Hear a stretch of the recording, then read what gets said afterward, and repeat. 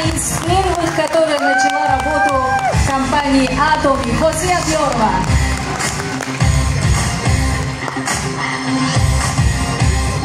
Раҳмати калон беҳад миннатдорум барои иштирокатон дар ин чорабинии мо шумо як ҳусни дига мебахшед. дӯстони азиз, аввалан ҳамаи шуморо ман бо рӯзи модарон табрик мекунам. занҳои азизи мо, шумо арзандаи ҳама чизед. дӯстони азизи мара вай дафъа гуфтан камтар паст гавзан, аммо оператор овозута боло паст мекунад, баланди бартор мезанад. چی گفتنیم من معروضه را سیگار تیار نکردم. شما میدونه که من پیوسته کار قطعبند بودم. فقط من چی گفتنیم من میخوام که سخنامو با مهمونا بگم. من پاوزه میکنم که ترجمان همه گپی مرا پیریواد کنه. محترم مهمونان عزیز، گرچنده این قدر روز ما هم یجویه بودیم،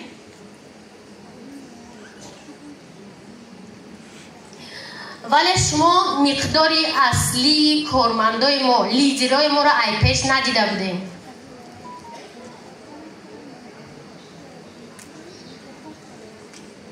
من حاضر خواهش میکنم ای مهمونا یک بار ایجاشون به خاطر مادرای ما بخزن و زل نگاه کنن که چند قدر زن به افتخاری به یا آمدگی و انتظاری کشاده شویه فانریکاتو نگیران کنه.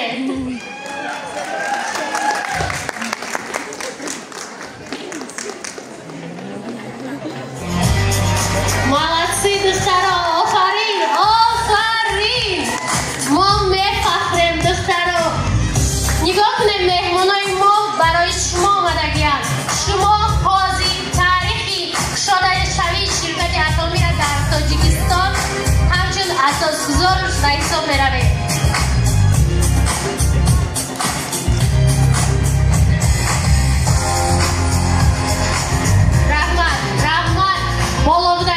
minnatdori من برای شما و خاطره که وقتی که ما خیرات کردیم گفتیم شما بالکن در جا میگیره زنکایی که بیچاره‌ها کم در راه دور بودن گفتم ما بالکن در نمیشتیم خونه که بارون میشود که بالکن بیرون نیست دور نه نبرو در همه جای زوره نگاه کنه راحت کنه تماشا کردستیم.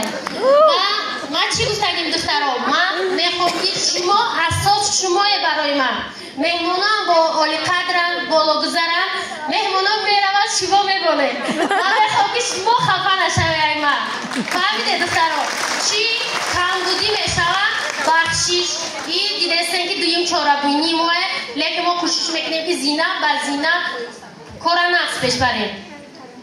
در مورد کاری اتمی چی میگم دخترها هر یک زن میتونه موفق شود ایره شما همتون میدونید. در هر یک کمند آدمایی هستند که نه بلاگرند دختران نه ژورنالیستند نه صاحب کاری داشتن و نه تجربه داشتن. با همین زینه ها رسیدن. من شما را بارها میگم نمونه ای که زن خانشین صاحب مبلغ کلان در اتمی شد شاعره بانو مثال فریده همه دخترهایی که قطعی ما هستن نامبر نمیکنم دیدن که خانشینن ای عهدهش برآمدن شما نیز ای عهدهش میبروید تنها کوشش کردن در کار. اتمی به پیش تاجیکستان زنده باد. رحمت برای دقتتون دخترها.